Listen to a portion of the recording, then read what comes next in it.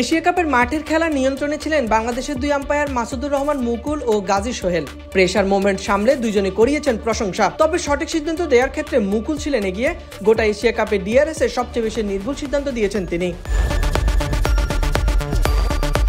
মুকুলের 10টি সিদ্ধান্ত রিভিউতে গেছে, এর মধ্যে 3টি পরিবর্তন হয়েছে, অপরিবর্তিত ছিল 60টি। তার সাফল্যের হাত দাঁড়িয়েছে 70%।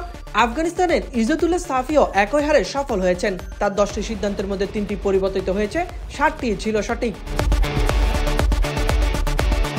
আরেক আফগান আম্পায়ার আহমেদ শাহ পাকতিন দিয়েছেন 8টি সিদ্ধান্তের মধ্যে 6টি নির্ভুল। সাফল্যের হার 75%। পাকিস্তানের ফয়সাল আফ্রিদির 8টি সিদ্ধান্তের অর্ধেকই পরিবর্তন হয়েছে, অর্থাৎ তার সাফল্যের হার 50%। শ্রীলঙ্কার রবীন্দ্র ও রুচিয়ার 7টি করে সিদ্ধান্তের মধ্যে 3টি করেই পরিবর্তন হয়েছে, ফলে তাদের সাফল্যের হার দাঁড়িয়েছে 57%।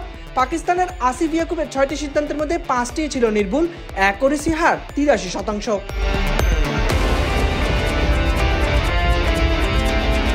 বাংলাদেশের গাজী সোহেলের 5টি সিদ্ধান্ত থেকে ডিআরএস এসে এর মধ্যে 1টি পরিবর্তন হয়েছে, বাকি 4টি সঠিক থাকায় তার সাফল্যের হার 80%। ভারতের বীরেন্দ্র শর্মা ও রোহান পণ্ডিতের যথাক্রমে 4টি ও 3টি সিদ্ধান্ত রিভিউতে গেলেও কোনো পরিবর্তন হয়নি। সাম্প্রতিক সময়ে আম্পায়ারিংয়ে বাংলাদেশ আলাদাভাবে নজর কাটছে। আইসিসির এলিট প্যানেলে আছেন শরীফুদ্দৌলা ইবনে সৈকত। পাশাপাশি নারী আম্পায়ার সাথিয়া জাকি জেসিও এবারে দায়িত্ব পালন করবেন আইসিসি প্রমিলা ওয়ানডে বিশ্বকাপে। সাইদ ইবনে শামস, বিডি ক্রিক টাইম।